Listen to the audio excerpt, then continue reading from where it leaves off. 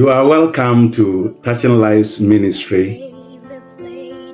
Today is another day that the Lord has made. We have to rejoice and be glad in it. For some time now, we have been discussing something very important, and it is about the mind. So the subject under discussion for some time now is renewing the mind. Why would the Apostle Paul call for Christians to renew their minds? In the part 1, we answered by saying, because the mind is the most important faculty in the human body. And then in the part 2, we also answered the same question by saying that the mind must renew because it is the battleground for God and Satan, for good and evil, positive and negative. And whoever wins the mind's battle wins your entire body. So today we want to look at the last part of it. And before I go on, I want to use this opportunity to also thank, acknowledge the Aziz Kilani Ministries Media House. They have been the ones producing whatever we do here. And I want to say, may God richly bless you. Once again, Aziz Kilani Ministry Media House, God richly bless you. Now, the subject of today. Why should we, as believers, renew our minds? We need to renew our minds in this third part because riches, success, and wealth all originate from the mind. What does that mean?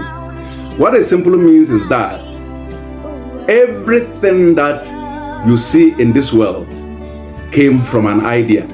Everything. When God wanted to create this world, it did not just come, as a surprise. God, the creator of the heavens and the earth, had an idea of an earth he wanted to create. And for that matter, when he spoke the world into being, you will realize that in Genesis chapter 1 from the verse 1 the Bible says that God took 7 good days, putting things in order. Why would he do that? Because the world that he imagined, the world that he drew, in his mind, was not a world that came out of his mouth. Because in his mind, he saw a world with stars. He saw a world with the sun. And he saw the world with moon. He saw the world with trees. But this world that came out of him, there were no trees, there were no stars, there was no moon, and there was no sun. So what did God do? God had to put things in order, but putting light, first of all, raising the firmament up there, which we call the sky, and had to put things in order. Gathering of the waters, which we call the sea. There have to be dry land, tree, now must germinate. That's how can we have a perfect world. So when God finished everything, he said everything was excellently good. That was what God had in mind. The good one was what he had in mind. And what does that mean? Therefore, the implication is that if God created you and I in his image, it means that we have to follow suit. It means that riches and success are not the cars that you see, not the houses that you see, not the aeroplanes that people buy, but riches and success are just simply ideas. How do I know? I know that because the shirt I am wearing and the shoes you are wearing, and the singlet you are wearing, and the belt you are wearing, and the watch you are wearing, and the television you have been watching, they were all ideas in people's mind. They just didn't come out, boom, all of a sudden. No. Someone sat down and then looked into the world and then see what is it that people will need, or what is it that will be able to enhance the living of humans.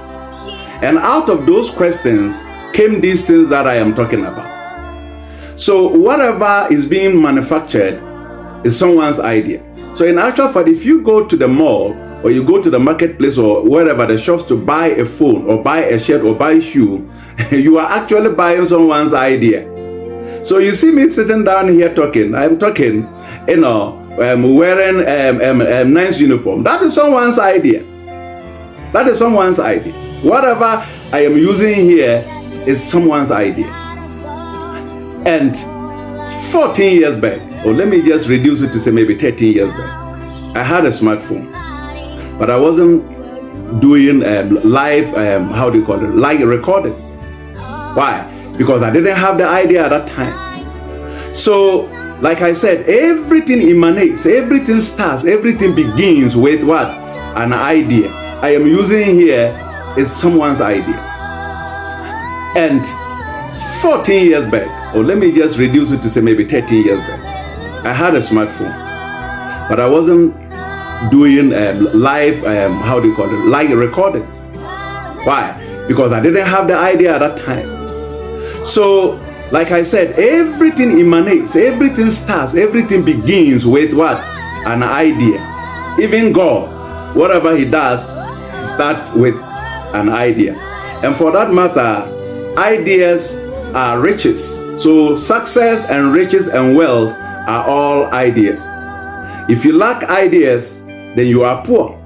But if you have ideas, you are the richest man. So it is not wrong when they say knowledge is power, because knowledge is actually power.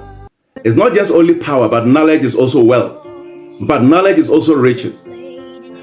If you do not have an idea to becoming rich, and they give you the gold mines, all the gold mines in Ghana, in addition to the ones in South Africa, you will still be poor.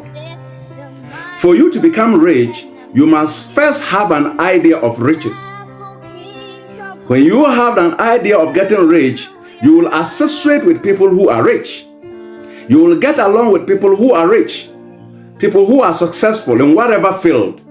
You are a pastor, you want to start a church, you will have to get closer to pastors who have been successful in ministry. You are a businessman, you want to do a business, you will have to get to businessmen and women who have been successful in business. That is how it is, so that you get ideas, so that you can formulate ideas and see how you can improve upon what they have done, or also create a different thing altogether that will bring, a boom in your business. For that matter, I want to ask you the question. What are the ideas that you have? Do you know an evil idea produces evil character and evil behavior? The people that you see raping, killing, kidnapping, lying, gossiping, backbiting, and doing all kinds of things, it is because they have evil ideas. Because whatever seed of an idea that you sow in your mind, that is exactly what is going to be portrayed or manifested in your body. And for that matter, if you also have good idea about your neighbors, good ideas about your church, good ideas about your country, good ideas about how to help human beings, how to enhance the living of human beings, I am telling you, you are going to be productive. And it is riches enhancing the daily living of humans, serving people.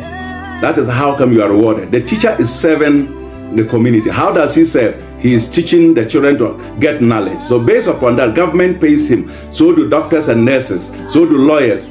It's the same way. The man who is doing agriculture, he also has an idea that he wants to grow the crops so that people will not grow and get hungry. So as he serves us by giving us food, we pay for the food, and for that matter, he gets rich. Therefore, you might also have an idea. Don't sit on your idea, because God has given every individual in this world a spiritual gift. That is, if you are a born-again Christian, or if you are not a born-again Christian, God has given you a talent.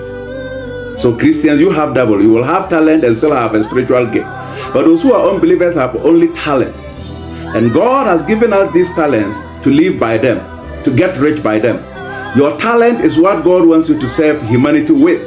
And by service, you will be rewarded. What is your talent? What is your gift? Use it. If you do not use your talent or your gift, you will get poor. There is this man who started KFC. And how did he start this, KFC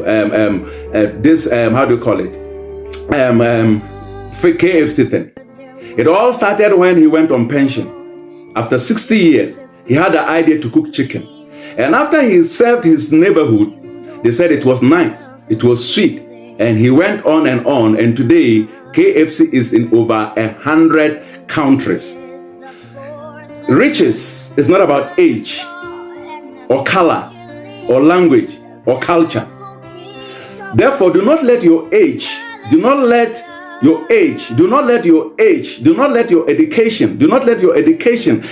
let your color of your skin or your height debar you, protect you, prevent you, stagnate you from becoming rich. It doesn't matter the age in which you are. You can still get a degree. You can still do a job. You can still manufacture, and you can still create. The God that we serve is a God who creates. And all creation starts from ideas, from the mind. And for that matter, don't sit on whatever you want to do. You want to start a business? Start it now. What is it that is in your mind that you want to do?